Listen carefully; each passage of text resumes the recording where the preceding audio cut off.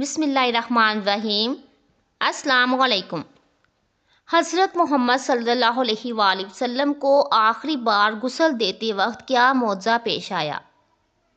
حضرت علی رضی اللہ تعالیٰ عنہ فرماتے ہیں کہ حضرت محمد صلی اللہ علیہ وآلہ وسلم نے مجھے وصیت فرمائی ہے کہ میرے غسل کا انتظام تم ہی کرنا، کیونکہ میرے جسم پر جس کی بھی نگاہ پڑے گی وہ نابینا ہو جائے گا۔ جب حضرت علی رضی اللہ تعالیٰ عنہ نے غسل دیا، پھر جو معجزہ حضرت محمد صلی اللہ علیہ وآلہ وسلم کو آخری وقت غسل دیتے وقت پیش آیا۔ محترم ناظرین، حضرت فاطمہ رضی اللہ تعالیٰ عنہ فرماتی ہیں کہ میں حضرت محمد صلی اللہ علیہ وآلہ وسلم کے سرہانے بیٹھی ہوئی تھی کہ کسی شخص نے السلام علیکم یا اہل نبوت کہہ کر اندر آنے کی اجازت طلب کی، تو میں نے کہا اے اللہ کے بندے، اللہ تمہیں جزائے خیر دے، حضرت محمد صلی اللہ علیہ وآلہ وسلم کو آرام کرنے دو، آپ صلی اللہ علیہ وآلہ وسلم عبادت میں مشغول ہیں۔ آنے والے نے بلند آواز سے کہا مجھے اندر آنے کی اجازت دے دو، کیونکہ اس کے بغیر کوئی چارہ نہیں ہے۔ اور اسی وقت میں آپ صلی اللہ علیہ وآلہ وسلم نے اپنی آنکھیں کھول لیں۔ اور سیدہ فاطمہ الزہرا رضی اللہ تعالیٰ عنہ فرماتی ہیں کہ آپ صلی اللہ علیہ وآلہ وسلم نے فرمایا، فاطمہ تمہیں پتہ ہے کہ تم کس سے باتیں کر رہی ہو؟ میں نے عرض کی نہیں، تو آپ صلی اللہ علیہ وآلہ وسلم نے فرمایا یہ ملک الموت ہیں، انہیں اندر آنے کی اجازت دے دو۔ حضرت اسرائیل علیہ السلام اندر آئے اور آتے ہی کہا السلام علیکم یا رسول اللہ۔ پھر آپ صلی اللہ علیہ وآلہ وسلم نے کہا وعلیکم السلام یا امین اللہ۔ پھر حضرت اسرائیل علیہ السلام فرمانے لگے مجھے اس ذات کی قسم ہے جس نے آپ کو پیغمبر بنا کر بھیجا ہے، یا رسول اللہ صلی اللہ علیہ وآلہ وسلم، اس سے پہلے میں نے کہیں آنے کی کسی سے اجازت طلب نہیں کی اور آئندہ بھی کسی سے اجازت طلب نہیں کروں گا۔ حضرت محمد صلی اللہ علیہ وآلہ وسلم کے وصال کے وقت حضرت جبرائیل علیہ السلام تشریف لائے اور عرض کرنے لگے یا رسول اللہ صلی اللہ علیہ وآلہ وسلم، آپ کے استقبال کے لیے آسمانوں پر تیاریاں ہو رہی ہیں۔ اللہ تعالیٰ نے دروغہ جہنم کے مالک کو حکم دیا ہے کہ مالک میرے حبیب صلی اللہ علیہ وآلہ وسلم کی روح مبارک آسمان پر تشریف لا رہی ہے، اس اعزاز میں دوزخ کی آگ کو بجھا دو، اور جنت کی حوروں کو حکم دیا ہے کہ تم سب سجو سورو، اور فرشتوں سے فرمایا ہے کہ تعظیم روح صلی اللہ علیہ وآلہ وسلم کے لیے صف با صف کھڑے ہو جاؤ۔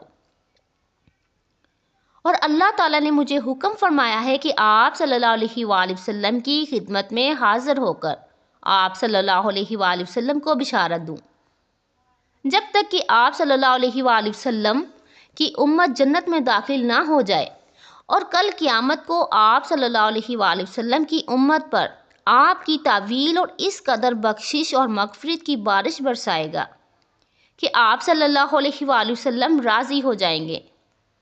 وفات کے وقت آپ صلی اللہ علیہ وآلہ وسلم نے ملک الموت سے فرمایا اے ملک الموت، مجھے اپنے رب سے ملاقات کا شوق ہے، اب تم جس کام کے لیے آئے ہو وہ کام کرو۔ ملک الموت نے فرمایا مجھے حکم ہے کہ اگر آپ صلی اللہ علیہ وآلہ وسلم کی مرضی ہو تب ہی روح مبارک قبض کروں۔ حضرت محمد صلی اللہ علیہ وآلہ وسلم نے روح مبارک قبض کرنے کی اجازت دے دی۔ ملک الموت نے روح مبارک قبض کرنا شروع کر دی۔ موت کی تکلیف سے آپ صلی اللہ علیہ وآلہ وسلم کی پیشانی پر پسینہ آیا۔ سکرات کی تکلیف شروع ہوئی تو فرمایا اے اللہ، موت کی بڑی سخت تکلیف ہے، اے اللہ تو ہی موت کی تکلیف کو آسان کر دے گا۔ مٹی کے پیالے میں پانی بھر کر رکھوایا، موت کی تکلیف میں بار بار پانی میں ہاتھ ڈالتے اور وہ ہاتھ منہ پر پھیرتے اور فرماتے اے اللہ پاک مجھے اپنے پاس بلا لے۔ حضرت فاطمہ الزہرا رضی اللہ تعالیٰ عنہ نے کہا تو آپ صلی اللہ علیہ وآلہ وسلم نے فرمایا اے فاطمہ، آج کے بعد تیرے بابا کو کوئی تکلیف نہیں ہوگی۔ اے فاطمہ، جب میرا انتقال ہو جائے تو تم انا للہ و انا الیہ راجعون کہنا۔ اے ملک الموت، تم اپنا کام پورا کرو۔ پھر آپ صلی اللہ علیہ وآلہ وسلم کو نزع کی تکلیف بہت زیادہ ہوئی پھر حضرت جبرائیل علیہ السلام نے آپ صلی اللہ علیہ وآلہ وسلم کی طرف سے اپنا منہ پھیر لیا تو حضرت محمد صلی اللہ علیہ وآلہ وسلم نے فرمایا، اے جبرائیل، کیا تمہیں اس وقت میرا منہ اچھا نہیں لگ رہا جو تم نے منہ پھیر لیا ہے؟ پھر حضرت جبرائیل علیہ السلام روئے اور عرض کرنے لگے، یا رسول اللہ صلی اللہ علیہ وآلہ وسلم، کس دل سے آپ کی نزاع کے وقت یہ حالت دیکھ سکتا ہوں؟ پھر آپ صلی اللہ علیہ وآلہ وسلم نے فرمایا، دیکھو نماز کی حفاظت کرنا۔ یہ فرما کر پھر آپ صلی اللہ علیہ وآلہ وسلم نے فرمایا، یا رب امتی۔ یہ کہتے کہتے آپ صلی اللہ علیہ وآلہ وسلم کی جان سینے تک پہنچ چکی تھی، نیچے کے جسم کی جان نکل چکی تھی، مگر امت گناہگار کا کلمہ منہ پر جاری تھا۔ حضرت جبرائیل علیہ السلام عرض کرنے لگے، یا رسول اللہ صلی اللہ علیہ وآلہ وسلم، اس امت کی اس قدر محبت آپ کے دل میں کس نے ڈالی؟ تو آپ صلی اللہ علیہ وآلہ وسلم نے فرمایا، اللہ تعالیٰ نے، کہ اللہ تعالیٰ فرماتا ہے آپ صلی اللہ علیہ وآلہ وسلم کی امت پر 1000 درجہ آپ صلی اللہ علیہ وآلہ وسلم سے زیادہ مہربان ہے۔ اے نبی صلی اللہ علیہ وآلہ وسلم، اپنی امت کو میرے سپرد کر کے موت کی تکلیف کو آسان کر دیجئے۔ تو یہ سن کر آپ صلی اللہ علیہ وآلہ وسلم نے فرمایا کہ اب میرا دل ٹھنڈا ہوا، اور آپ صلی اللہ علیہ وآلہ وسلم نے فرمایا، اب مجھے بلا لے۔ پھر بے ہوشی طاری ہوئی اور مشک کی خوشبو کا پسینہ جاری ہوا۔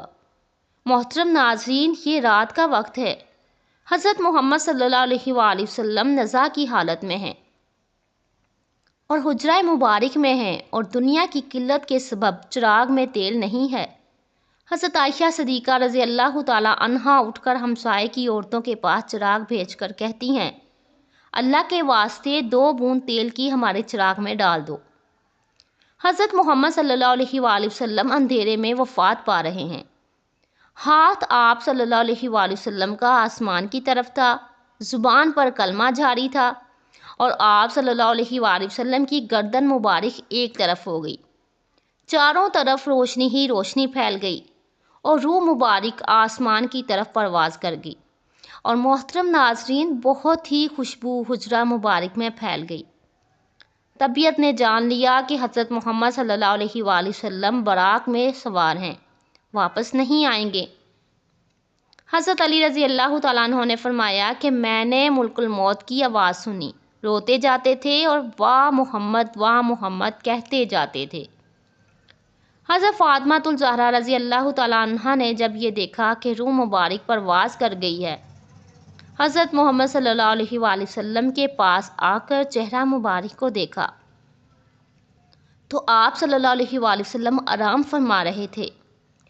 حضرت فاطمہ الزہرا رضی اللہ تعالیٰ عنہ نے پکارا، اے نبی حضرت محمد صلی اللہ علیہ وآلہ وسلم، رب کا بلاوا منظور کر لیا، ہم کو چھوڑ کر اپنے رب کے پاس چلے گئے۔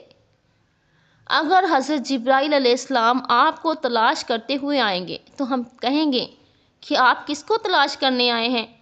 جنہیں تم دیکھتے ہو وہ اس جہان سے تشریف لے جا چکے ہیں۔ اے نبی صلی اللہ علیہ وآلہ وسلم، جنت الفردوس میں ٹھکانہ کر دیا۔ جب گھر سے رونے کی آواز باہر آئی اور صحابہ کرام رضوان اللہ علیہم اجمعین نے آواز سنی تو گھبرا کر بے تاب ہو کر دہلیز پر سر مارنے لگے۔ حضرت محمد صلی اللہ علیہ وآلہ وسلم کی وفات کا سن کر صحابہ کرام کی عقلیں جاتی رہیں۔ حضرت عبداللہ بن انیس رضی اللہ تعالیٰ عنہ غم سے انتقال کر گئے۔ حضرت عمر رضی اللہ تعالیٰ عنہ بھی دیوانے ہو گئے، دیوانوں کی طرح حجرہ مبارک میں آئے اور عرض کیا، مجھے ذرا حضرت محمد صلی اللہ علیہ وآلہ وسلم سے ملا دو، ایک نظر مجھے حضرت محمد صلی اللہ علیہ وآلہ وسلم سے ملا دو۔ اہل بیت نے حضرت عمر رضی اللہ تعالیٰ عنہ کو حجرے میں بلایا۔ حضرت عمر رضی اللہ تعالیٰ عنہ نے دیکھا کہ آپ صلی اللہ علیہ وآلہ وسلم لیٹے ہوئے ہیں۔ آپ صلی اللہ علیہ وآلہ وسلم کے چہرہ مبارک سے چادر ہٹا کر دیکھا اور کہا کہ آج ایسی غشی اور بے ہوشی ہوئی ہے کہ آپ ہوشیار نہیں ہوتے، کیا کوئی وحی اتری ہے؟ پھر عمر رضی اللہ تعالیٰ عنہ نے اپنی آنکھوں سے دیکھ لیا، مگر ان کے دل کو یقین نہیں ہوا کہ آپ صلی اللہ علیہ وآلہ وسلم وفات پا چکے ہیں۔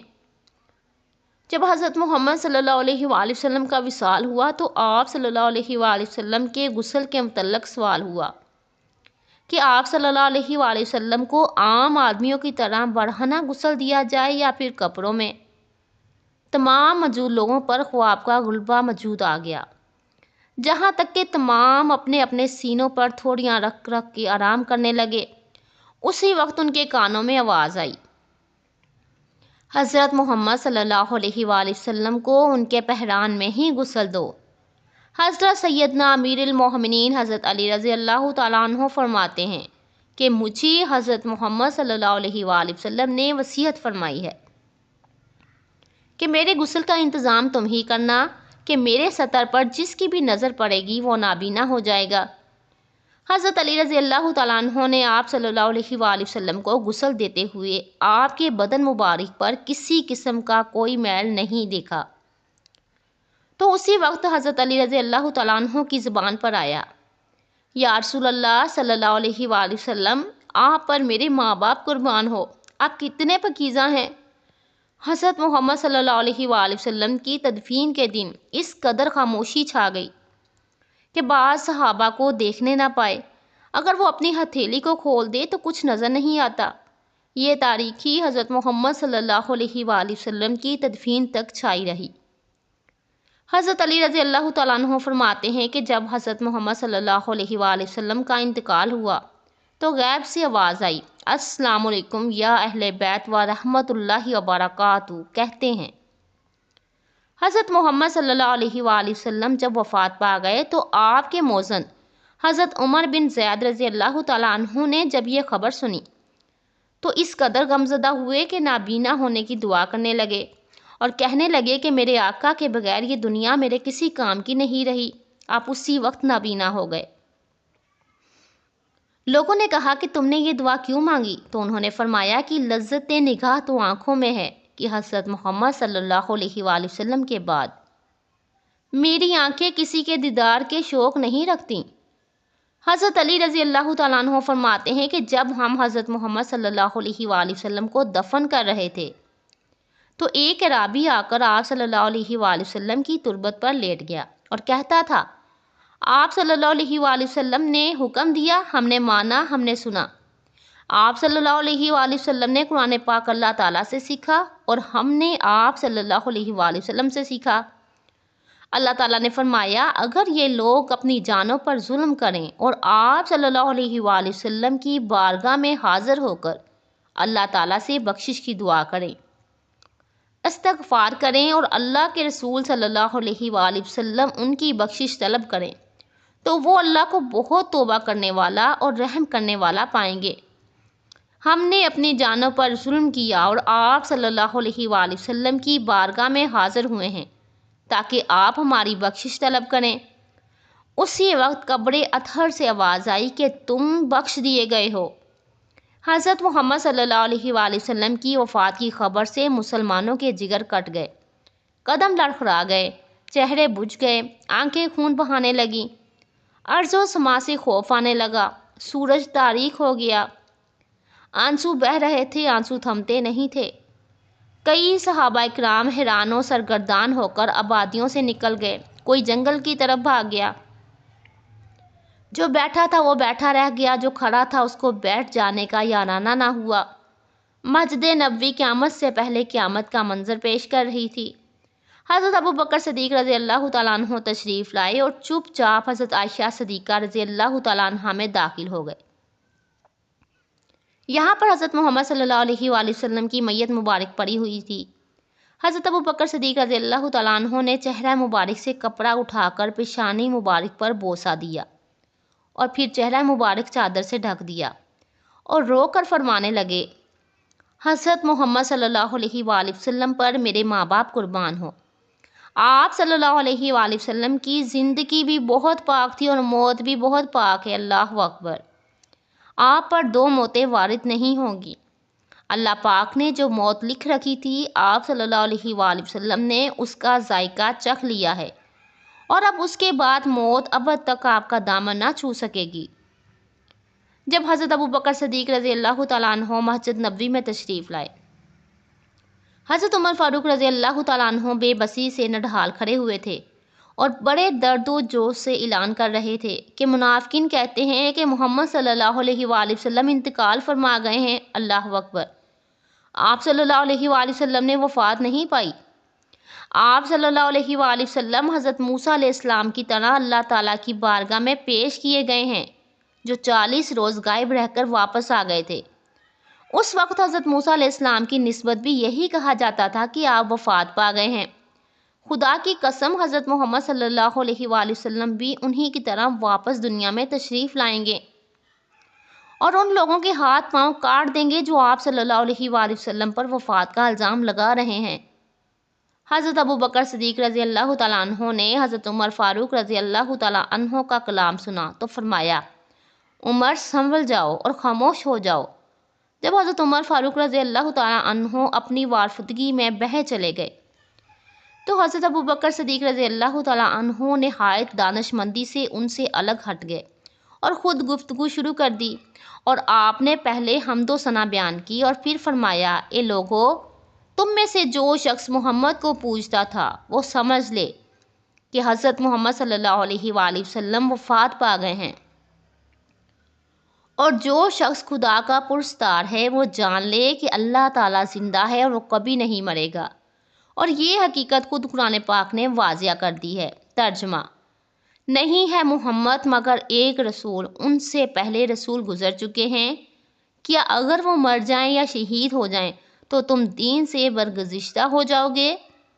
جو شخص دین سے برگزشتہ ہو جائے گا وہ اللہ تعالیٰ کو کچھ نقصان نہ پہنچا سکے گا، اور اللہ تعالیٰ ان شکر گزار بندوں کو جزا دے گا۔